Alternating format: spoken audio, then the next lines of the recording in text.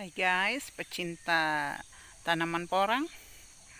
Hai wanita-wanita, kalau ada wanita yang penontonnya, jangan khawatir wanita berlipstik bertani. Wanita berkutek bertani, jangan khawatir. Modalnya apa nih? Ini nih, pakai sarung tangan. Baru apa lagi? Untuk mukanya ini kalau udah matahari terbit, kalau di daerah saya wanitanya pakai bedak dingin, blontang-blontang di sini. Jadi takbir surya untuk kita para wanita. Bertani itu bukan hanya milik kaum lelaki, ya kan? Jadi jangan khawatir, hai wanita cantik, untuk turun ke kebun. Gunakan waktumu, gunakan kemampuanmu, gunakan kecantikanmu untuk mengelola tanah yang jadi milik kita, yang diberikan Tuhan untuk kita. Jangan dibiarkan nganggur. Kalau soal kecantikan itu bisa diolah. Caranya ya lengan panjang seperti ini, lengan panjang nih, lengan panjang. Baru kalau mau kakinya nggak hitam juga ya celana panjang. Mau mukanya tidak hitam kena sinar ultraviolet ya pakai bedak dingin. Itu tahan seharian 5.000 dapat banyak ya. Nanti kalau ada saya akan syutingnya, tapi sekarang kenapa saya harus pakai sarung tangan? Ya biar nggak kasar-kasar banget lah tangan kita itu ya. Maklum kita nggak biasa kasar-kasar. Perkataan nggak kasar, kulit pun nggak kasar. Nasib juga halus. Rezeki yang diberikan oleh Tuhan. Kalau kita bertani, ya jangan jadi petani yang statis. Kalau petani yang statis ya boleh juga itu pilihan, tapi kita mau jadi petani yang berkelas ya, yang harganya juga berkelas. Karena sama capeknya, kenapa kita nggak berusaha untuk mendapatkan hasil yang lebih tinggi? Gitu ya guys. Ini guys, bedak dingin yang akan saya pakai berhubung matahari sudah mulai muncul. Nah, ini dia udah bikin gini. Dibedai deh. Melindungi wajah dari sengatan matahari.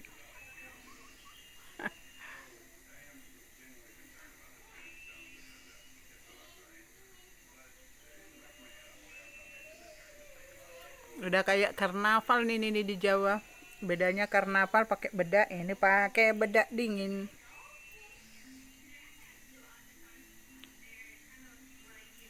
Mestinya ada kuningnya, ada kunyitnya nih.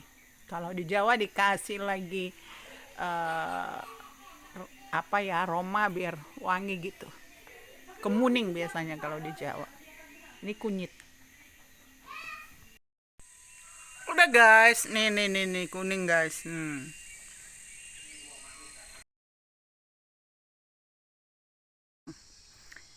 Pagi-pagi begini enaknya kita ke kebun. Itu enaknya jadi petani. Tidak perlu mandi pagi, udah bisa langsung bekerja.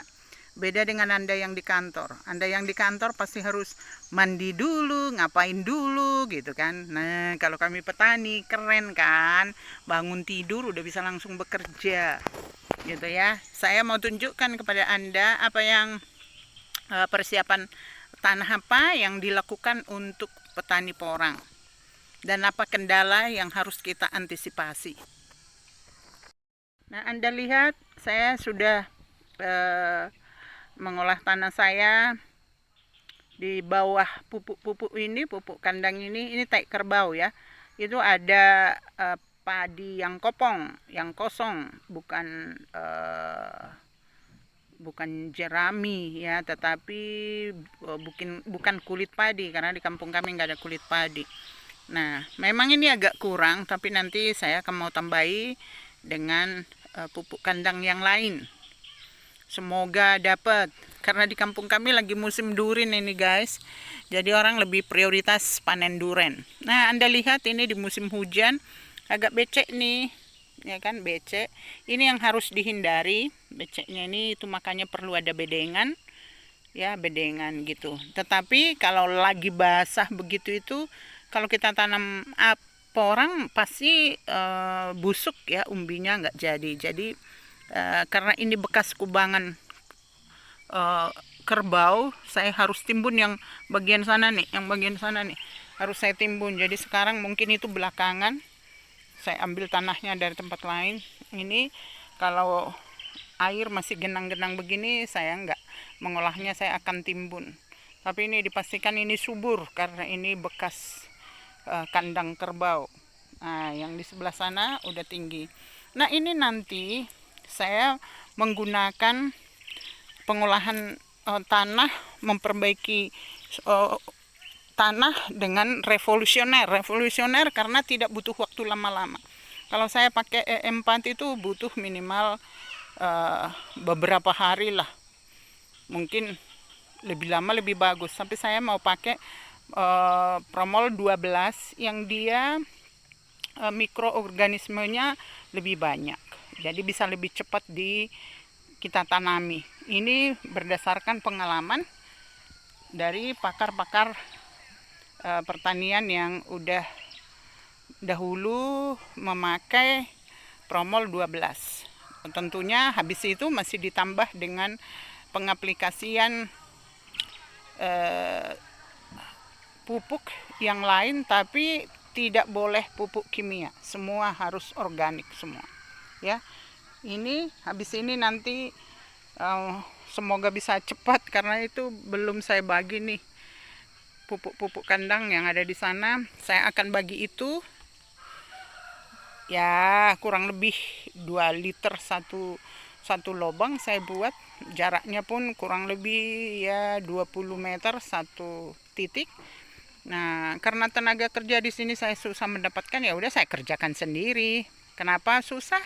Karena lagi musim durian, guys. Jadi mereka lebih mementingkan dapat durian. Durian jatuh di mana-mana bisa ambil kalau yang udah jatuh. Asal nggak dijaga yang punya. Kalau yang jaga yang punya nggak boleh. Nah, durian kan harganya mahal. Mereka lebih mementingkan itu daripada diupah buruan cuma berapa ribu. Mereka satu hari kalau ambil durian bisa lebih banyak dapatnya gitu, guys. Jadi untuk itu tetap semangat. Jangan lupa yang belum subscribe, klik dulu tulisan merah subscribe-nya, supaya bagi saya itu penting. Anda juga beramal subscribe, kan enggak apa-apa, gratis kok ya. Makasih subscribe-nya, komennya.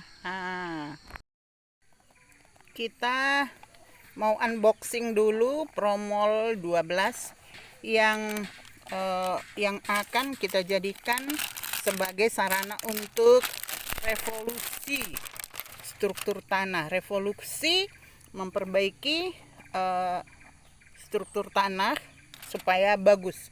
Karena ini menjadikan hewan dan tumbuhan lebih sehat serta lingkungan lebih baik, katanya.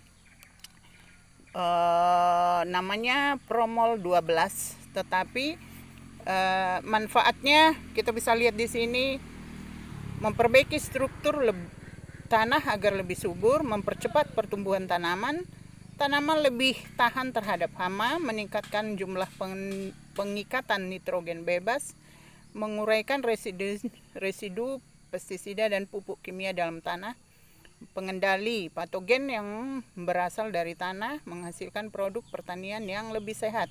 Pokoknya kalau kita memakai ini akan memperbaiki struktur tanah secara biologis, secara fisik, dan secara kimiawi. Kalau dengan catatan dia menjadi memperbanyak mikroorganisme yang ada di dalam tanah. Kita lihat ya apa di dalamnya. Ya, ada sepeda motor, guys. Tidak perlu. Oh, di dalamnya ternyata ada takar, ada begini. Ini 1 kilo. 1 kilo ini untuk 1 hektar. Nah, 1 kilo untuk 1 hektar dia begini. Ya, jadi kalau udah pakai ini nggak usah pakai E4. Nah, ini untuk 1 hektar. Kalau tanah saya tidak sampai 1 hektar ya berarti setengahnya nanti. Tetapi makin banyak juga nggak masalah. Dia kebanyakan dia lebih banyak juga nggak masalah. Maksudnya kalau kita memberikan dosis yang lebih, misalnya harus 1 hektar tapi ternyata kita jadikan tidak sampai 1 hektar, itu nggak jadi masalah gitu. Dan ini membuat mikroorganisme bekerja dengan lebih cepat. Ya, nanti kita akan memberikan tutorial saya videokan nanti bagaimana cara mempergunakan ini ya, tapi mengaduknya dulu. Kalau kita mengaplikasinya minimal besok, jangan sampai 72 jam gitu. Oke guys, jangan lupa subscribe dulu. Hai para petani, pecinta pertanian, pecinta organik, jangan lupa subscribe-nya mumpung gratis. Terima kasih sebelumnya.